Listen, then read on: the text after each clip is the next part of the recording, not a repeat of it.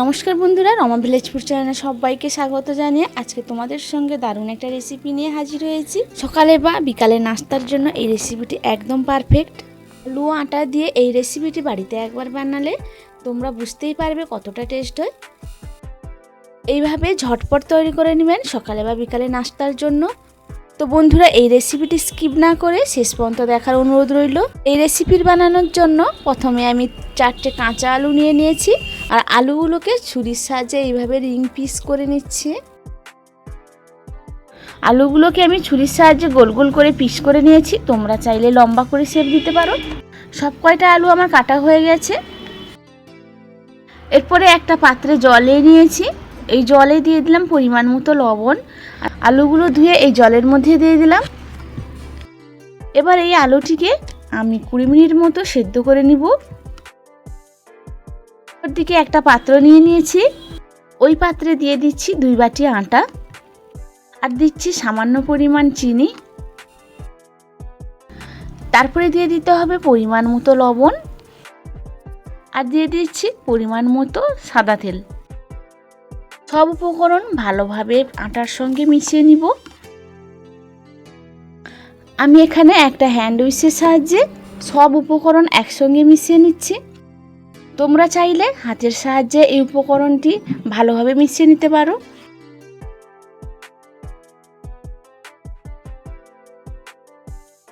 আটার সঙ্গে উপকরণগুলো আমার ভালোভাবে মেশানো হয়ে গেছে। এবার অল্প অল্প জল দিয়ে আমি একটা ডো তৈরি করে নিব। হাতে কম সময় থাকলে এই রেসিপিটি একবার বানিয়ে ট্রাই করে দেখবেন, খেতে অসম্ভব মজার হয়। তো বন্ধুরা, রেসিপিটি কিন্তু খুবই সহজ, সকালে বা সন্ধ্যের টিফিনের জন্য একদম পারফেক্ট রেসিপি।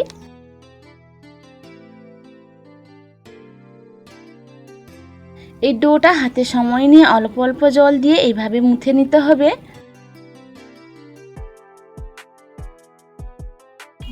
এভাবে হাত দিয়ে চেপে চেপে একটা সফট ডো তৈরি করে নিয়েছি আমি। তো এই ডোটিকে 1 থেকে 2 মিনিট এইভাবে মুথে নিতে হবে। এবার এই ডোটিকে আমি 10 মিনিট মতো একটা ঢাকা দিয়ে রেখে দিচ্ছি। অপরদিকে যে আলুগুলো আমি সেদ্ধ করতে বসিয়েছিলাম, সেই আলুগুলোকে জল থেকে তুলে আমি একটা থালার মধ্যে নিয়ে নিয়েছি। তো তোমরা নিশ্চয়ই চেক করে নিবে আলুগুলো যাতে ভালোভাবে সেদ্ধ হয়ে যায়। এইখানটায় আলুগুলো কিন্তু আমার ভালোভাবে সেদ্ধ হয়ে গেছে। আর আমি থালার মধ্যে গরম গরম থাকতে আমি একটা কাঁটা চামচ দিয়ে ম্যাশ করে নিচ্ছি। তো বন্ধুরা, আলুগুলো গরম থাকতে ম্যাশ করে নেবেন। তোমরা এই আলুগুলো হাতের সাহায্যেও ম্যাশ করে নিতে পারো। এমনভাবে ম্যাশ করতে হবে যাতে কোনো প্রকার একটু ডেলা ভাব না থাকে।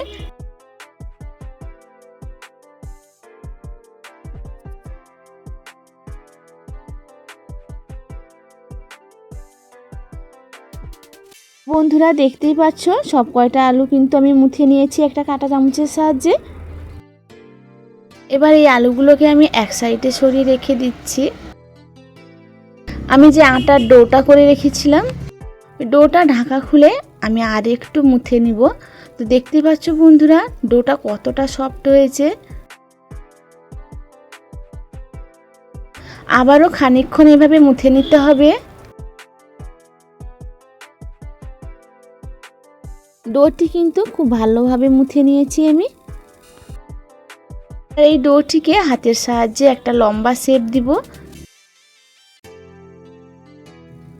ডোটি আমার হাতের মধ্যে লম্বা শেপ দেওয়া হয়ে গেছে। এবার সমানভাবে আমি হাতের সাহায্যে রুটির মতো করে আমি লেচি কেটে নিচ্ছি। এই লেচিগুলো একটু বড় বড় রাখতে হবে বন্ধুরা। তো আমি এখানে ঠিক রুটির আকার, রুটি যেভাবে হয় সেইভাবে আমি লেচি কেটে নিচ্ছি।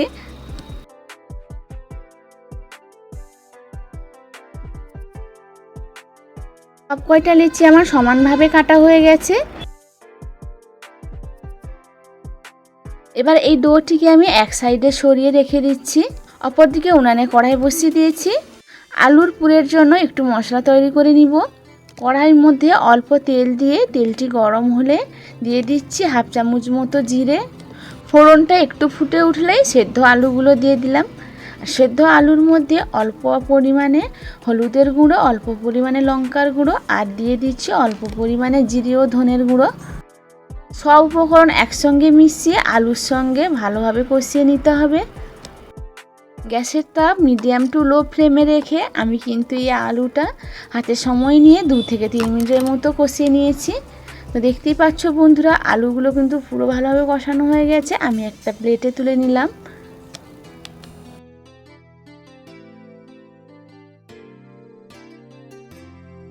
অপরদিকে যে রুটির জন্য আমি লেচিগুলো কেটে রেখেছিলাম, এবার এটিকে রুটির মতো করে বেলে নিতে হবে। রুটি বেলার জন্য আমি এখানে শুকনো আটা ছড়িয়ে দিয়েছি। শুকনো আটার মধ্যে একটা লেচি দিয়ে রুটির মতো করে বেলে নিব। তোমরা যেইভাবে বাড়িতে রুটি বানাও ঠিক সেইভাবে বানিয়ে নিতে হবে। তো বন্ধুরা, প্রত্যেক দিন রুটি যেভাবে বাড়িতে বেলা হয় ঠিক সেইভাবে বেলে নিতে হবে।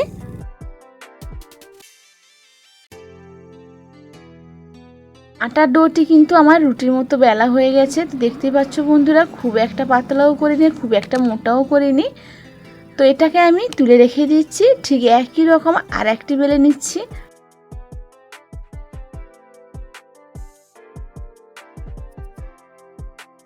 দুটো রুটি আমার বেলা হয়ে গেছে। এবার একটা রুটির উপরে আমি যে আলুর পুরটা তৈরি করে রেখেছিলাম ওটা চামচের সাহায্যে নিয়ে পুরো রুটির মধ্যে মাখিয়ে নিতে হবে। আলুর পুরগুলো একটা কাঁটা চামচের সাহায্যে বা তোমরা হাতের সাহায্যে এইভাবে মাখিয়ে নিতে পারো। পুরো রুটির গায়ে ছড়িয়ে এইভাবে মাখিয়ে নিতে হবে বন্ধুরা।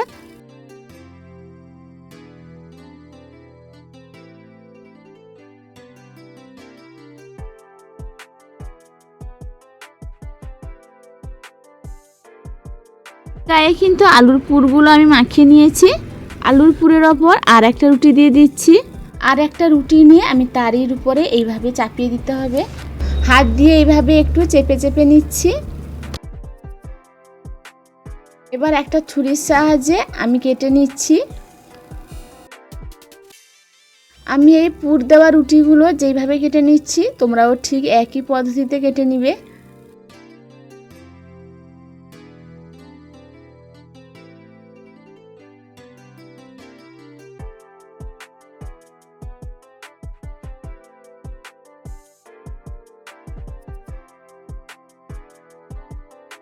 পুরগুলো আমার কাটা হয়ে গেছে। এবার একটা তুলে হাতের সাহায্যে মুড়ে শেপ দিয়ে নিব।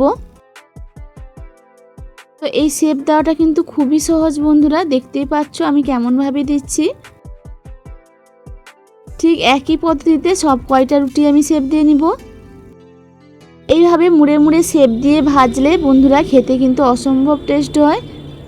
প্রত্যেকটা আলুর পুর আটাগুলো এইভাবে হাতের সাহায্যে মুড়ে নিতে হবে।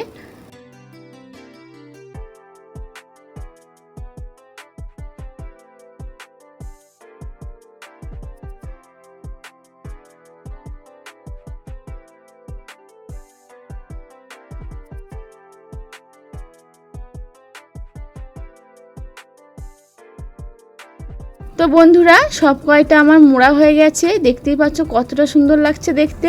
এবার এইগুলোকে আমি ভেজে নিব। আর ভাজার জন্য গ্যাসের ওভেনে কড়াই বসিয়ে দিয়েছি। এবার কড়াইটা গরম হলে দিয়ে দিচ্ছি পরিমাণ মতো তেল।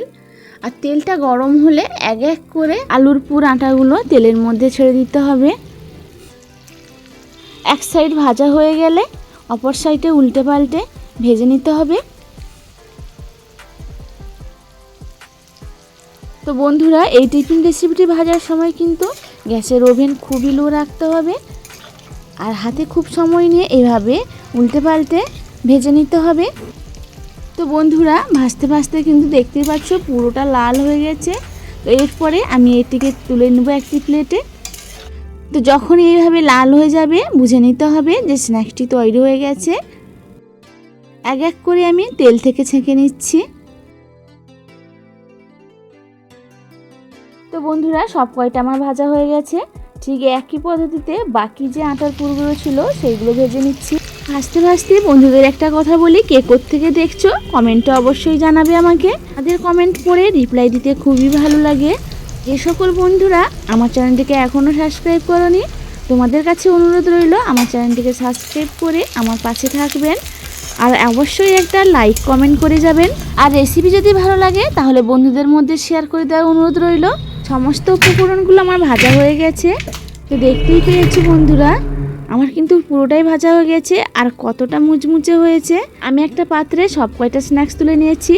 তো বন্ধুরা এই রেসিপিটি কিন্তু যে কোনো একটা সস দিয়ে খেতে পারো তোমরা। সত্যি করে বলছি বন্ধুরা, এতটাই রেসিপিটি মুচমুচে আর টেস্ট হয়েছিল। তো তোমাদেরকে একটা ভেঙে দেখাচ্ছি, আওয়াজ শুনে বুঝতেই পেরেছো কতটা মুচমুচে হয়েছে। আজকের রেসিপি তোমাদের কেমন লাগলো নিশ্চয়ই ভালো লেগেছে, আর যদি ভালো লাগে বাড়িতে একবার ট্রাই করে দেখবে। এখনকার মতো বিদায় নিচ্ছি, ফিরে আসবো নতুন কোনো রেসিপি নিয়ে। সবাই ভালো থাকবেন, সুস্থ থাকবেন।